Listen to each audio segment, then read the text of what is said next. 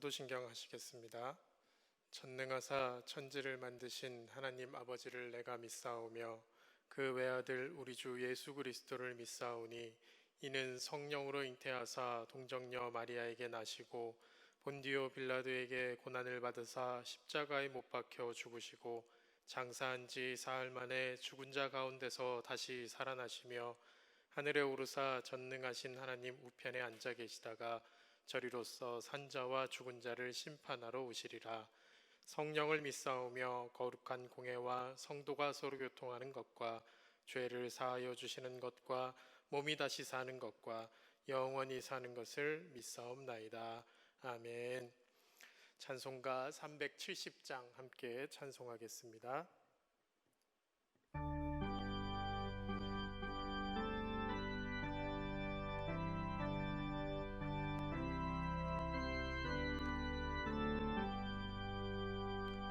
주 안에 있는 나에게 난 근심이 있으랴. 십자가 밑에 나가 내 짐을 풀었네. 주님을 찬송하면서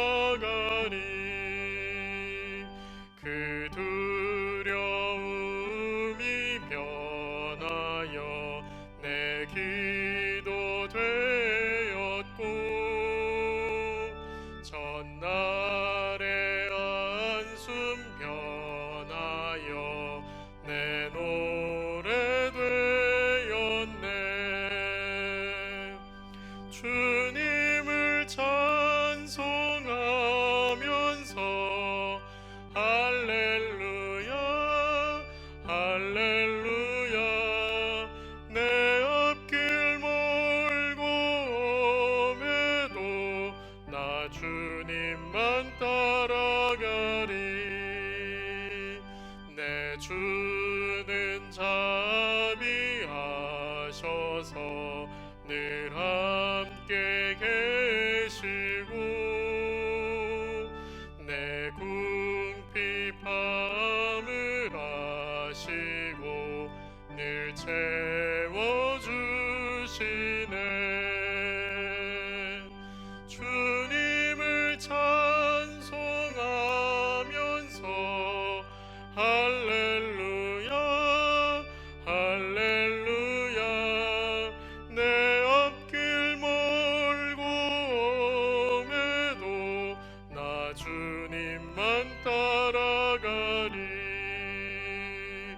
내 주와 맺은 언약은 영불변하시니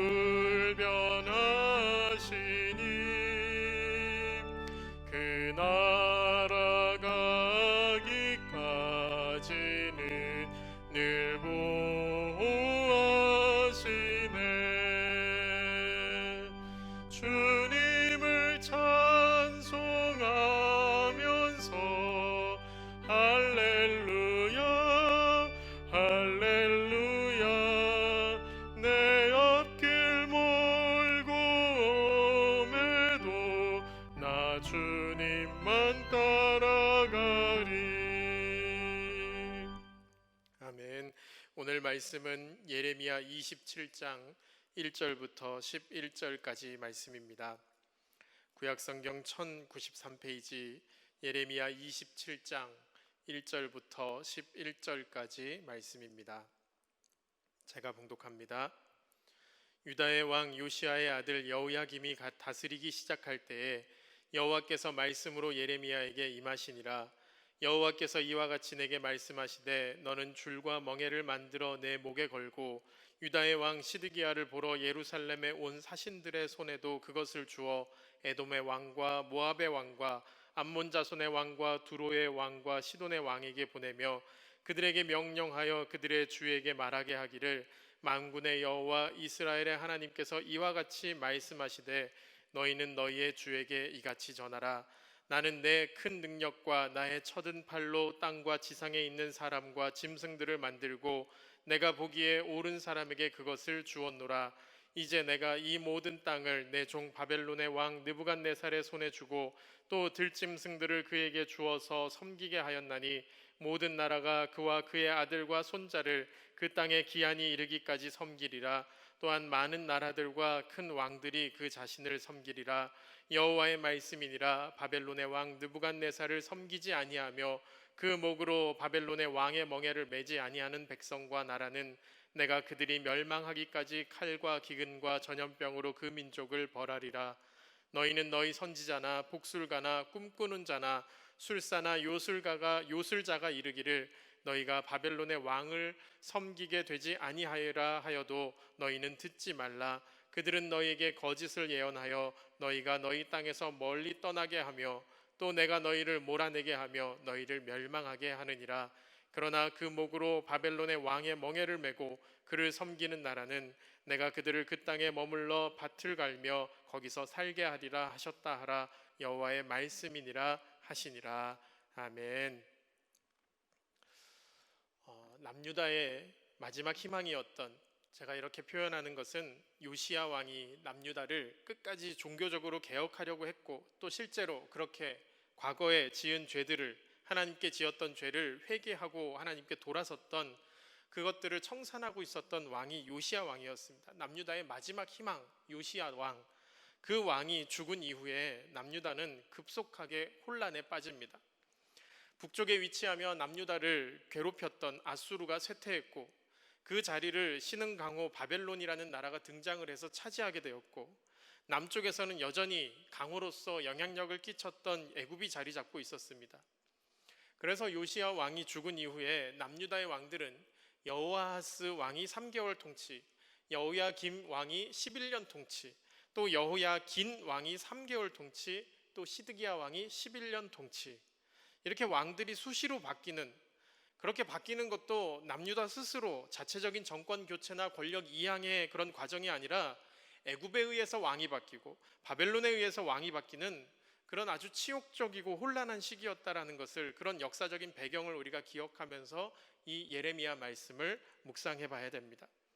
더구나 바벨론은 3차에 걸쳐 3번에 걸쳐 유다를 침공합니다. 609년에 요시야 왕이 죽은 이후에 605년 바벨론의 느부갓네살 왕이 처음으로 예루살렘을 침공합니다. 그리고 포로들을 잡아가죠. 그때 잡혀간 포로가 다니엘과 같은 엘리트 그룹들이었습니다. 두 번째 침공은 첫 침공을 하고 나서 한 8년 정도 지난 BC 597년이었습니다. 이때도 예루살렘에 침공하여 포로를 잡아갑니다. 이때 잡혀간 포로들이 에스겔과 같은 제사장 그룹, 그리고 당시 왕이었던 여호야긴을 포함한 왕족들을 잡아갔습니다. 왕을 잡아갔기 때문에 또 한 명의 왕을 새롭게 세워놓고 느부갓네살은 돌아갔습니다. 그 왕이 바로 시드기야 왕입니다.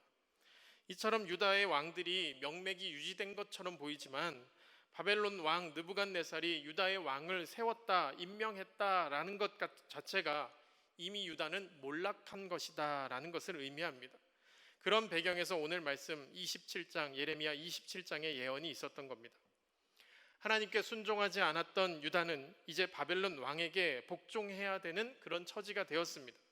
그럼에도 시드기야 왕은 예레미야의 경고에도 불구하고 주변 나라들과 연합하여 동맹을 맺고 바벨론에게 대항하려 했습니다. 그래서 예레미야는 오늘 말씀 2절 3절에 나오듯이 하나님의 말씀에 따라 줄과 멍에를 만들어 목에 걸고 시드기야 왕과 이방의 사신들, 그러니까 에돔, 모압, 암몬, 두로, 시돈의 왕과 그 사신들에게 이제 여호와 하나님의 뜻을 따라 바벨론의 멍에와 줄을 매라라고 그렇게 선포합니다. 사랑하는 성도 여러분, 우리는 하나님 앞에서 크고 작은 죄를 지으며 살아갑니다. 그리고 그 죄에 대한 다양한 방식의 징계를 받기도 합니다. 그런데 그 징계가 때로는 우리 마음에 또 우리의 머리에 납득하기 어려운 것들도 있습니다. 불합리하다 그렇게 여겨질 수도 있습니다. 그러나 하나님의 징계를 받아들이고 진심으로 회개하며 하나님 앞에 우리 자신을 정결하게 하는 시간이 분명히 필요하다는 것을 기억하십시오. 왜냐하면 이 다음 말씀에도 나오듯이 하나님이 주시는 징계라면, 하나님의 목적이 있는 징계라면 그 기간이 정해져 있기 때문에 그렇습니다. 바벨론은 막강한 힘을 가진 나라였습니다. 그래서 하나님께서 그 나라를 사용해 유다와 많은 나라들을 복종하게 하기로 하셨습니다. 그러나 그 기한이 한시적이었습니다. 7절 말씀에 보면 기한에 이르기까지 섬기리라 라고 이렇게 되어 있습니다. 바벨론은 느부갓네살 왕 이후로 급격하게 세력이 약화되었고 결국 느부갓네살의 손자 때에 BC 539년 메대와 바사의 연합국에 의해서 바벨론은 멸망당하게 됩니다. 한 나라가 너무나 강했죠. 그래서 온 세상을 쥐락펴락하는 것 같았지만 하나님의 섭리 안에 있었다라는 것을 우리는 알 수가 있습니다. 그런데 문제가 있었습니다. 이런 하나님의 메시지, 하나님의 징계의 명령에 불복하는 자들이 있었다라는 겁니다. 하나님은 거짓 선지자, 복술가, 꿈꾸는 자, 술사, 요술자들의 말을 듣지 말라고 하셨습니다. 9절 말씀에 그렇게 나와 있죠. 너희는 너희 선지자나 복술가나 꿈꾸는 자나 술사나 요술자가 이르기를 너희가 바벨론의 왕을 섬기게 되지 아니하리라 하여도 너희는 듣지 말라. 어쩌면 당장 그들의 말이 좋은 말로 들릴 것입니다. 그들의 말이 달콤할 것입니다. 그러나 그들의 말은 오히려 그 백성을 그 땅에서 멀리 떠나게 할 것이라고 10절 말씀에 경고하십니다. 10절, 그들은 너희에게서 거짓을 예언하여 너희가 너희 땅에서 멀리 떠나게 하며 또 내가 너희를 몰아내게 하며 너희를 멸망하게 하느니라. 실제로 거짓 선지자들의 말을 듣고 바벨론에 대항한 나라들은 모두 바벨론에 의해서 처참하게 짓밟히게 됩니다. 남유다는 어떠했을까요? 597년 두 번째로 침공해 시드기야 왕을 세우고 돌아간 느부갓네살 왕은 약 10년 후 586년 마침내 세 번째 예루살렘을 향해 들어왔습니다. 그리고 예루살렘의 성과 성전을 무너뜨렸습니다. 남유다의 가장 치욕스러운 그런 순간이었던 것이죠. 시드기야가 예레미야가 전한 이 하나님의 메시지를 들었을까요? 바벨론의 멍에를 메어라 라는 이 메시지를 들었을까요? 아니요, 그렇지 않았습니다. 시드기야 왕은 예레미야 말을 들은 것이 아니라 거짓 선지자들의 말을 따랐습니다. 그들의 말을 신뢰했습니다. 사랑하는 성도 여러분, 우리가 듣고 싶은 말만 들으려는 그런 경향들이 있습니다. 어느 정도의 충고를 듣고 어느 정도의 책망은 들으려고 하지만 어느 정도의 그 선을 넘어버리면, 심기가 불편해지면 어느 순간 거절해버립니다. 내 귀를 닫습니다. 하나님의 말씀은 좌우의 날선 검보다 예리하고 우리의 혼과 관절과 골수를 찔러 쪼개기까지 하는 그런 말씀입니다. 말씀 앞에 우리는 겸손해야 됩니다.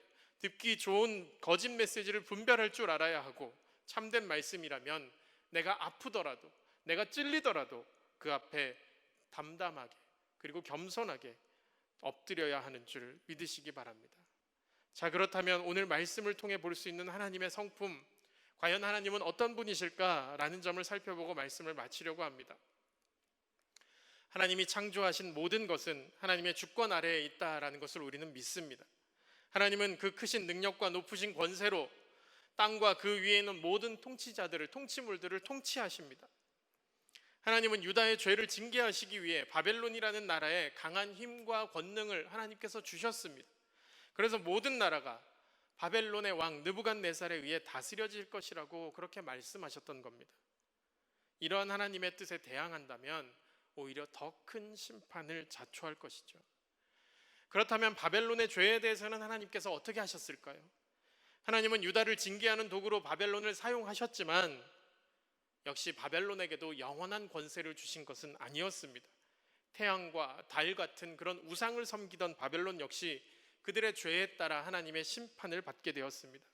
강력한 힘을 발휘했던 바벨론도 느부갓네살 왕 이후로 왕권이 악화돼서 아까도 말씀드렸듯이 결국 메대와 바사의 연합국, 결국 페르시아라는 그 나라에 의해서 멸망당하게 된다는 것을 우리는 알 수 있습니다.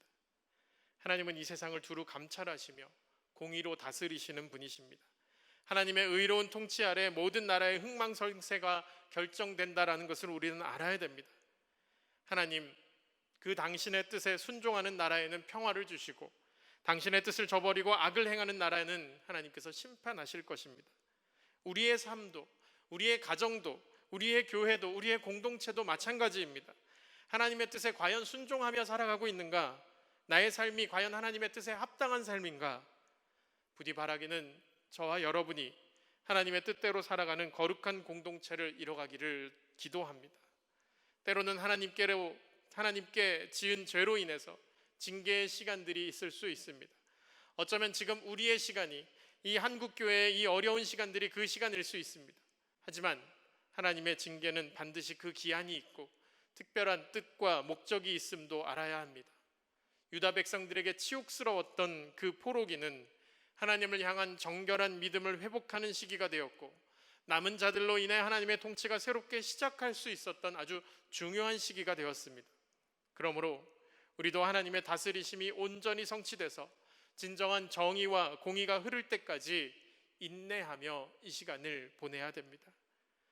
그보다 먼저 회개하는 것은 더욱더 급선무겠죠. 오늘 하루도 하나님의 뜻을 이뤄가며 이 땅에서 하나님의 말씀대로 살아갈 수 있기를, 그런 삶을 저와 여러분들이 살아가시기를 주님의 이름으로 축복합니다. 기도하겠습니다. 거룩하신 주님, 오늘도 말씀을 이 아침에 주시니 감사를 드립니다.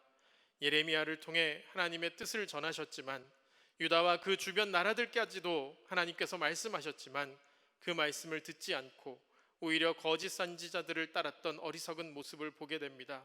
주님, 오늘 이 시간 우리 모두가 하나님의 말씀을 듣고 또한 하나님의 말씀을 사모하는 한 사람 한 사람들이 되어서 말씀을 올바르게 듣고 반응할 수 있도록 우리를 인도하여 주옵소서.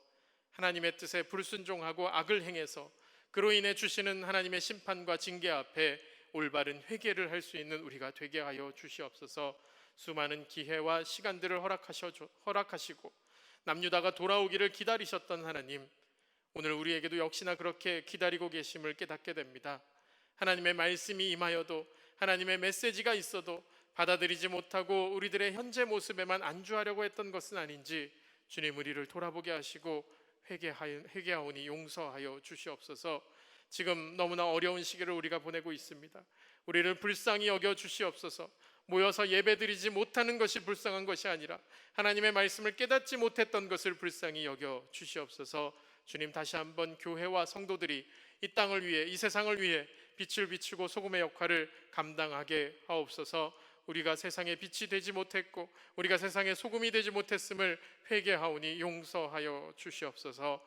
남유다의 멸망의 시기를 안타까운 마음으로 바라봤던 예레미야의 심정을 우리도 함께 느끼게 하옵시고, 우리가 부디 거짓 선지자들처럼, 남유다의 왕처럼, 남유다의 백성들처럼 하나님의 뜻을 깨닫지 못하는 어리석은 삶에서 벗어나게 하여 주시옵소서. 오늘도 주님의 뜻을 깨닫는 하루가 되기를 원합니다.